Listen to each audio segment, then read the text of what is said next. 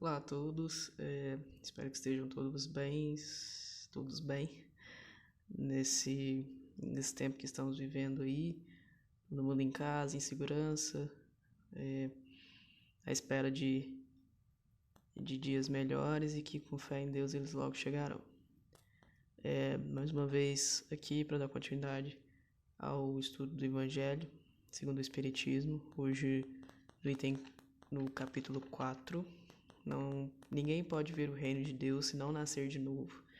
E falando um pouco dos itens 18 ao 23, cujo título é Os laços de família fortalecidos pela reencarnação e quebrados pela unicidade das existências. Então, é uma leitura relativamente tranquila, que vem mesmo para completar e nos explicar um pouco mais sobre a questão da reencarnação e sobre um tópico muito interessante na nossa vida, que todo mundo de alguma forma passa por isso em casa, né? Que é a família. E nos ajuda essa, junto com outras leituras de outros livros que alguns espíritos já vêm trazendo pra gente há bastante tempo, né? Sejam em forma de romance, seja em forma de perguntas e respostas, acerca da família. E é sempre bom a gente entender qual é o nosso papel dentro da família, e as várias formas de família que existe no mundo, né? Não existe no nosso planeta, que não é só uma, não é só aquela tradicional. E também explicar que é uma coisa que já fica claro para a gente que já vem lendo sobre a doutrina, que se nós tivéssemos só uma existência, se nós não tivéssemos coisas a resgatar ou certas afeições que vêm de outras vidas que adquirimos no plano espiritual, então esses laços, essas afinidades não fariam sentido. E também falar um pouco do nosso futuro, né, como espíritos, né, nosso destino pós essa vida material também, se fôssemos para um lugar pré-definido, como algumas crenças, que também fica um pouco vago a questão da família e desses laços. Não só o laço familiar, mas também o laço de amizade, o laço das nossas simpatias, as nossas antipatias. Então, tudo tem um antes, um durante, um depois, uma causa, uma consequência e um porquê. Né? Então, quando a gente lê esse título de Os Laços de Famílias Fortalecidos pela Reencarnação e Quebrados pela Unicidade das Existências, a gente pode ter uma ideia, né? Também já deu uma introdução nisso. Mas o mais importante é que, com a questão da reencarnação, é a nossa contínua evolução moral. E é essa evolução que vai fortalecer os nossos laços com esses espíritos que nos cercam, esses espíritos que nos acompanham nessa nossa jornada. E como a gente pode estar sempre melhorando e ajudando principalmente aqueles que estão conosco, né? Não só eles nos ajudam, mas nós ajudamos eles também. Lendo todo o capítulo, às vezes eu gosto de começar pelo último parágrafo. E nesse último parágrafo, que é o item 23, ele fala a seguinte coisa, que, em resumo, quatro alternativas se apresentam ao homem para seu futuro do além-túmulo. Então, após o nosso desencarne. Que é a primeira, que é o nada, segundo a doutrina materialista. Então, a vida daquele ser, né? Vamos colocar como ser. Que a vida daquele ser se encerra no momento em que ele morre. Não existe um nada após. Tem a segunda, que é a absorção no todo universal, de acordo com a doutrina panteísta. Então, ele vira uma outra... ele é absorvido, né, pelo universo. Não vou entrar muito nessa questão, porque não tenho muito conhecimento. A terceira, a individualidade com fixação definitiva da sorte. Ou seja, você vai para um lugar bom ou para um lugar ruim, que são duas, né, as duas alternativas. E a quarta, a individualidade com progresso indefinido, segundo a doutrina espírita. Então, que a gente estuda que eu, de acordo com as minhas ações, as quais eu venho mantendo, né, não só nessa encarnação, mas nas outras encarnações que eu tive, são as minhas escolhas, as minhas atitudes, o bem que eu fiz ou o bem que eu deixei de fazer, eu vou ter o meu destino traçado aí. Não é só um lugar bom ou só um lugar ruim. Eu vou de acordo com o meu merecimento, mas sempre tendo a chance de resgatar e melhorar isso, tanto no plano espiritual, quanto uma nova oportunidade de estar junto daqueles que eu preciso estar numa outra reencarnação, podendo ser aqui na Terra ou não. Isso também depende do meu merecimento. Então, dando continuidade, que de acordo com as duas primeiras, os laços de família se rompem depois da morte e não há nenhuma esperança de reencontro. Com a terceira, há a chance de se rever, contanto que se esteja no mesmo meio, e esse meio pode ser, né, o inferno ou o céu. E com a pluralidade das existências, ou seja, com as nossas várias vidas, que é inseparável da progressão gradual, a certeza na continuidade das relações entre aqueles que se amaram, e aí está o que se constitui a verdadeira família. E mais ou menos sobre isso que eu quero abordar nesse vídeo, que como nascem essas verdadeiras famílias. Ainda mais questão de verdadeira família no sentido do laço afetivo e espiritual. No primeiro parágrafo, lá no item 18, no segundo parágrafo, perdão, lê-se: os espíritos formam no espaço grupos ou famílias unidos pela afeição, pela simpatia e semelhança de inclinações. Então, a gente tenta entender o que a gente vive e como seres ainda errantes estamos muito presos à matéria. Então, quando a gente pensa que a pessoa com que eu estou hoje vivendo na minha família foi alguém que eu escolhi ali no plano espiritual para viver comigo, parece um pouco distante. Mas é assim que acontece. Tanto que no livro O Consolador, na pergunta 175, a pergunta é: o Instituto da Família é organizado no plano espiritual antes de projetar-se na Terra? Então, isso está sendo falado no Evangelho, mas tem a resposta do Emmanuel. O colégio familiar tem suas origens sagradas na esfera espiritual. Em seus laços, reúnem-se todos aqueles que se comprometeram no além a desenvolver na Terra uma tarefa construtiva de fraternidade real e definitiva. Preponderam nesse instituto divinos elos do amor, fundido nas experiências de outras eras. Todavia aí acorrem igualmente os ódios e as perseguições do pretérito obscuro, a fim de se transfundirem em solidariedade fraternal com vistas ao futuro.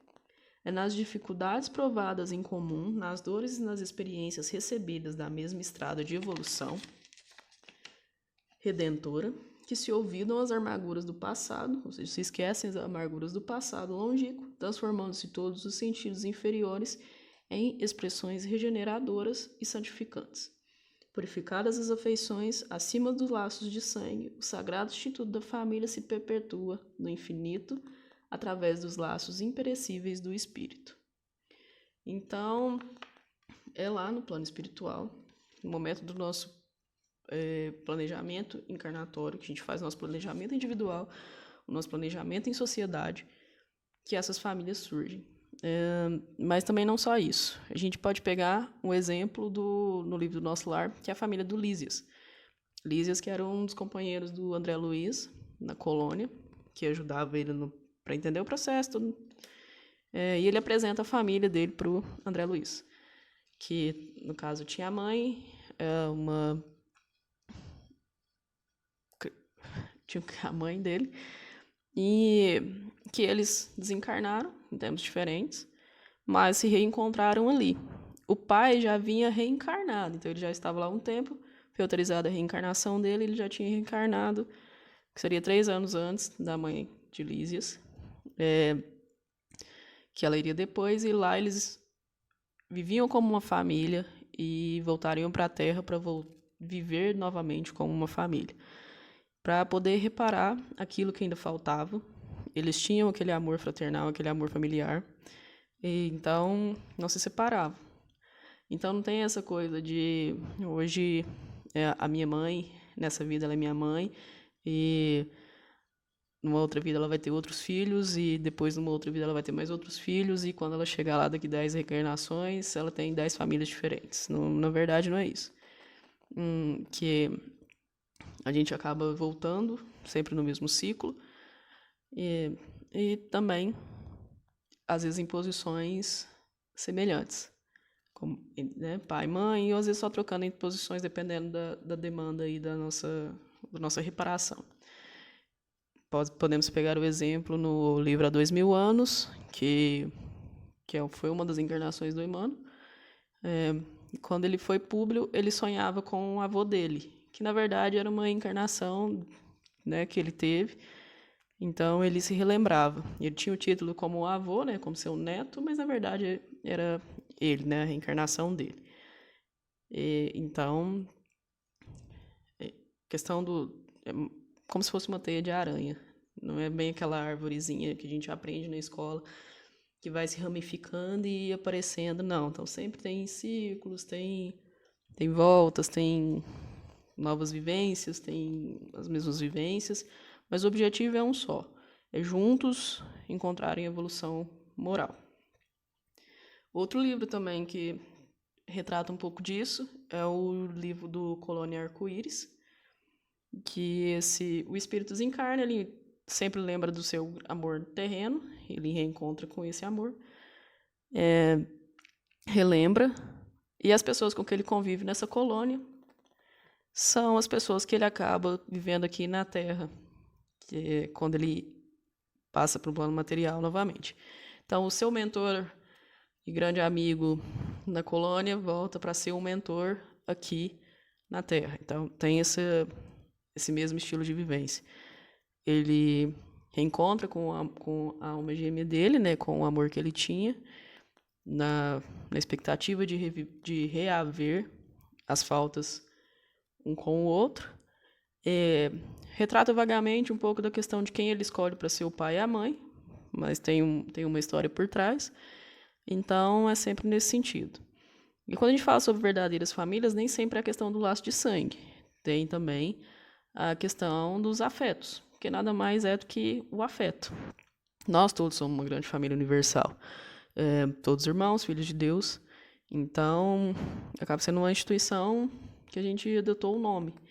Mas sempre tem aquela pessoa que a gente tem uma afeição instantânea, que acaba se tornando um grande amigo, que a gente se refere como irmão, ou que a sua mãe gosta tanto dele que acaba sendo o segundo filho, né? Mais um agregado para a família. E isso nada mais é do que alguém que a gente tem e nutre um laço muito forte.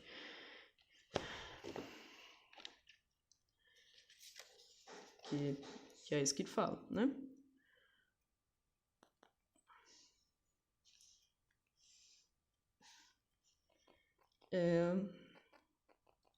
E não só entre os encarnados, também tem os desencarnados, né? Que esse laço se mantém. A gente pensa muito na relação entre encarnado e desencarnado como uma obsessão, mas não vê também o lado positivo que tem disso. Que se uns estão encarnados e outros não estejam, por isso não estão menos unidos pelo pensamento. Os que estão livres velam sobre os que estão cativos, ou seja, os que estão livres são os que estão no plano espiritual, que a gente aqui ainda está aprisionado no corpo e na carne. Então, eles estão lá, eles nos auxiliam aqui. Os mais avançados procuram fazer progredir os retardatários. Depois de cada existência, deram um passo no caminho da perfeição, cada vez menos ligados à matéria. Sua afeição é mais viva, pelo fato mesmo de ser mais depurada, ou seja, mais pura, e não é perturbada pelo egoísmo nem pelas nuvens das paixões. É importante isso. Existe uma diferença entre o amor fraterno e o amor carnal. Então, às vezes a gente tem uma ligação com uma pessoa aqui passageira, um interesse ou uma amizade. Eu era muito amigo da pessoa, hoje eu não tenho nenhum tipo de afeição por ela. Não estou falando de ódio, estou falando de talvez desse carinho. Então, às vezes, não podemos confundir essa questão do carnal com o afetivo. Porque, às vezes, essa que a gente não tem uma relação, um laço forte, vai ser algo só passageiro na nossa vida. Não quer dizer que nada acontece por acaso, por coincidência. Essa pessoa traçou o nosso caminho, que a gente se encontrou com ela, tinha um motivo para estar. É importante a gente tirar a melhor lição disso e não acumular mais dívidas com essas pessoas. Porque senão aí a gente vai ter que criar um laço para poder reparar isso. Não um laço positivo, mas é aquele caso de mágoa, de rancor, de desavença que pode virar obsessão, e a gente tem que reparar isso de alguma forma. Um exemplo também trazendo do livro 2000 anos, que é o que está mais fresco na minha cabeça agora por conta do estudo que a gente tem. Então, se você quiser estudar com a gente, é só entrar em contato, então, para poder estudar esses livros com os nossos grupos. Que não vou dar muito spoiler do livro, para quem não leu, mas tenha isso. Pessoas que em uma outra vida, em uma existência passada, pela ganância, pelo orgulho, acabaram prejudicando outras pessoas, voltam na intenção de reparar, mas os desejos continuam os mesmos, sem ser um intuito de melhorar, mas ainda pensando no orgulho e na ganância acerca disso. Quando a gente fala em verdadeira família e em laços também, podemos pensar naqueles que estão nas nossas famílias, que têm um parentesco, mas a gente tem uma antipatia, né? Que também no Consolador, dentro desse mesmo tópico de afeição, quando tem a pergunta 173. Como devemos entender a simpatia e a antipatia? E a resposta de Emmanuel. A simpatia ou antipatia tem as suas raízes profundas no espírito, na sutilíssima entrosagem dos fluidos peculiares a cada um e quase sempre, de modo geral, atesta uma renovação de sensações experimentadas pela criatura desde o pretérito delituoso em iguais circunstâncias. Devemos, porém, considerar que toda antipatia, aparentemente a mais justa, deve morrer para dar lugar à simpatia que edifica o coração para o trabalho construtivo e legítimo da fraternidade. Então, tem aquele parente que a gente não dá certo de jeito nenhum, né? Às vezes não aconteceu nada, mas a gente não se dá bem com ele. Isso falando de família, né? Isso aí nos nossos círculos de relacionamento tem muitos. Mas falando do parente. Então, essa antipatia que a gente tem por ele, ela não é nascida aqui agora. Ela tem um passado. Só que aí é o que a gente pensa. Se a gente está aqui, nutrimos isso, essa antipatia tem que mudar. Ela tem que ser renovada. Ela tem que virar uma sensação, um sentimento bom pela pessoa. Senão não adianta nada. Então, a gente fica... eu nunca vou dar certo com essa pessoa, não, a gente vai morrer e vai ficar assim. Melhor não ficar assim. Melhor correr atrás para resolver com essa pessoa logo. Porque você está aqui nesse motivo, vocês nasceram no mesmo âmbito para poder resolver isso. Então, cabe só a nós resolvermos. Mas eu tento resolver com a pessoa e a pessoa não quer resolver comigo. Ok, é importante você fazer a sua parte e o resto ela vai lidar. A gente tem que entender isso também. Mas, se existe esse embate dos dois lados, então tá tudo errado. Ainda mais se eles tentam resolver e a gente não resolve. Aí o erro já é nosso 100%. Então, tem isso, tem essa antipatia. Às vezes vem alguém que a gente fala, essa pessoa nem parece que é da família, é a ovelha negra da família. Ou tem uma família que é muito calma, sempre tem um que é o mais estressado, ou o contrário, né? Tem um mais estressado, toda a família é muito estressada, e o outro é muito pacífico. Não vou entrar aí em tópicos de julgamento. Mas sempre tem um que vem diferente. E por que ele vem diferente? Deus permite que ele venha diferente para que tenha um aprendizado naquele âmbito. Ou ele precisa ser ajudado alcançar a sua evolução moral, ou ele vem para ajudar a família a alcançar esse estado de evolução moral. Então, não é à toa. Ele é um espírito mais elevado que se dispôs a vir para resolver, para ajudar, para contribuir, ou ele precisa da ajuda daqueles que estão ali. Ou às vezes tem um passado que era uma pessoa distante que precisa estar ali no meio para poder reparar mais rápido, ou não. Um outro exemplo, pegando ali do nosso lar, já que a gente mencionou, a mãe do André Luiz, ela um espírito muito elevado moralmente. Eles ainda não tinham conseguido resgatar o pai do André Luiz do umbral, até que ele ia ter uma reencarnação compulsória. E ela iria para ser a esposa dele novamente e pegaria duas mulheres com as quais ele teve casos extraconjugais, que também tinham ali muito a reparar, e seria filha deles. Então ela era aquele ser mais elevado que voltaria e estaria no mesmo laço familiar para ajudar aqueles outros espíritos a evoluírem moralmente. Então é um exemplo desses.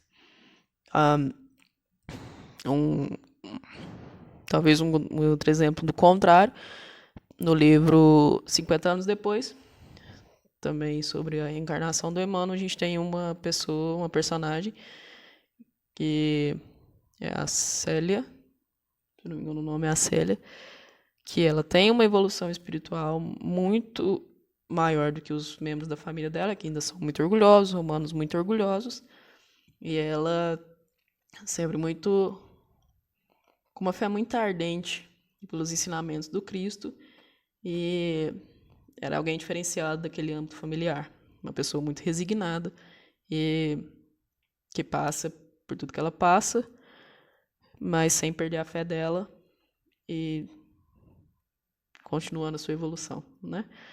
São dois exemplos, então. E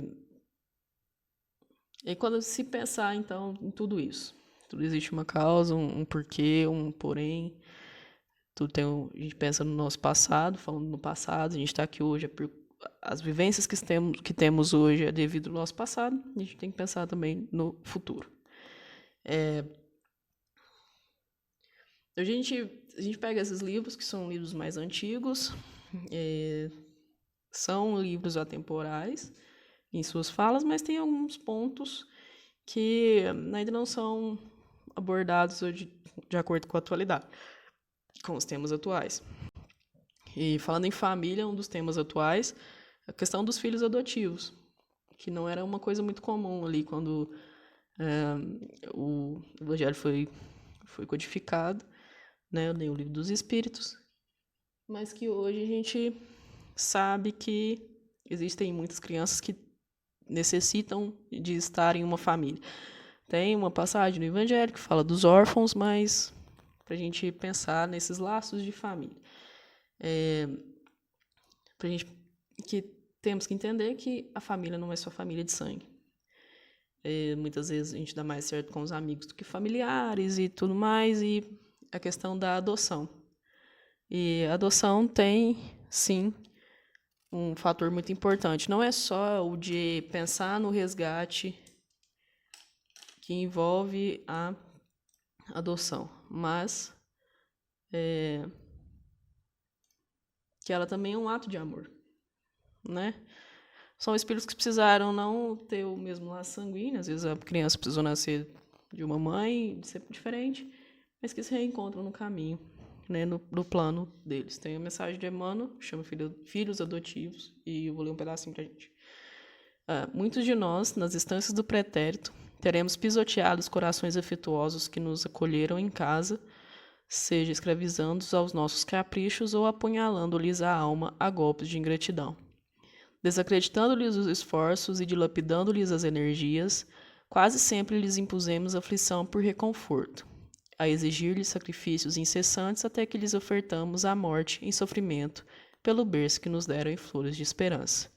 Um dia, no entanto, desembarcados no mais além, percebemos a existência de nossos erros e, de consciência desperta, lastimamos as próprias faltas. Corre o tempo e que, quando aqueles mesmos espíritos queridos que nos serviram de paz retornam à terra em alegria e comunhão afetiva, ansiamos retornar-lhes o calor da ternura.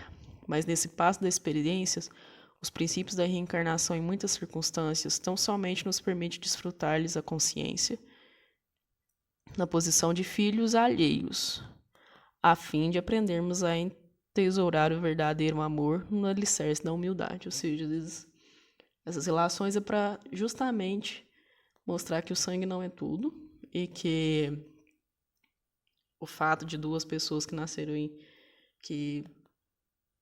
no caso, um filho que nasceu em um ambiente diferente, ele ser amado por essa mãe é um grande ato de amor, né? E ele também amando, pra gente não sentir a necessidade de que tem que amar só porque é do mesmo sangue. E essas relações entre pais e filhos adotivos mostra justamente o contrário. Então não deixam de ser menos uma família por conta disso. E a gente sabe que hoje família são das mais diversas formas. E o importante são das mais diversas formas. E que o importante é ter o amor dentro delas. Igual falei no início, é um tema muito... É uma leitura tranquila de se fazer, bem fácil de se entender. Então, eu vou ler mais um pouco para a gente terminar aqui, que é o segundo parágrafo do item 22. Com a reencarnação e o progresso que lhe é consequência, ou seja, cada reencarnação a gente evolui um pouquinho, a gente nunca vai regredir. Isso é certo, pode estagnar, mas nunca regredir. Mas a ideia é sempre progredir. Então, se a gente lida bem com a nossa família, já é um progresso. É um progresso do todo. Todos aqueles que se amaram e se reencontraram... Não. Todos aqueles que se amaram se reencontram sobre a terra e no espaço e gravitam juntos para chegarem a Deus. Se há os que falham no caminho, retardam seu adiantamento e sua felicidade, mas não está perdida toda a esperança, ajudados, encorajados e sustentados por aqueles que o amam, sairão um dia do lamaçal em que estão mergulhados. Que é aquilo que eu falei. Um sempre vai ajudar o outro, de alguma forma. Então, a família tem essa função também, que é além do resgate de questão de provas, que a gente sempre pensa, que já que a gente vive num mundo de provas e expiação, um está sempre para ajudar o outro. Então, o temperamento de um ajuda o outro. O conhecimento de um ajuda o outro. A religião de um ajuda o outro, porque não é que todos têm que seguir a mesma ideia, a mesma ideologia, a mesma doutrina. Não precisa se prender a isso. Se um se sente melhor dentro de um templo e o outro se sente melhor dentro de outro, mas a fé e o conhecimento, o amor, a devoção deles, se um complementa o outro, se um ajuda o outro, isso já é um progresso. Isso já é um auxílio que eles têm em comum.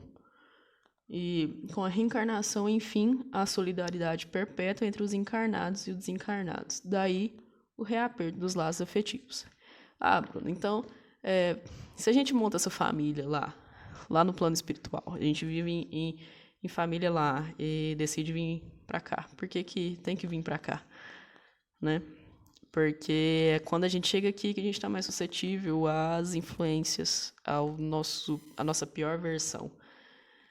Porque lá a gente tem consciência e que o material tem muita importância pra gente. Então, fica mais difícil de completar o plano inicial.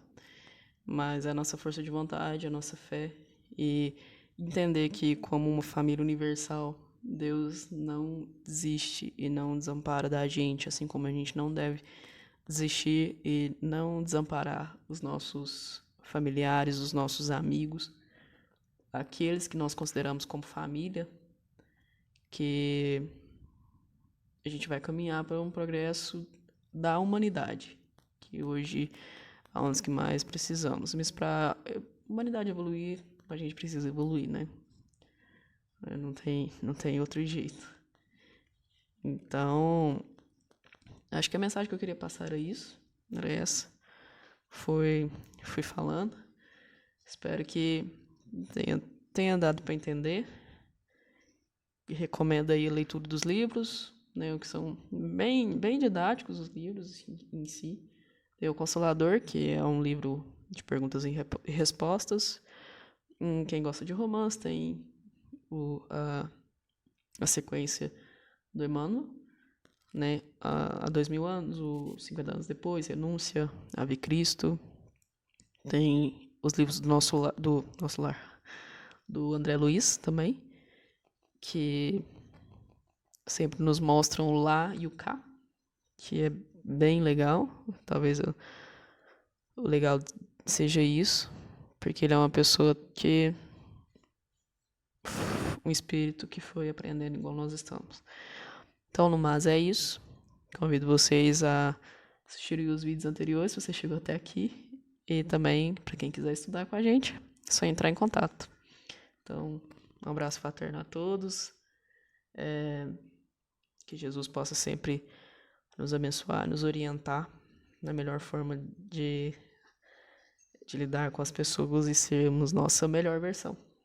Né? Não ficarmos tão suscetíveis à nossa pior versão quando encarnados, mas encontrarmos a nossa melhor versão ainda aqui, para prosseguir o mais rápido possível. Então, até mais. Obrigado.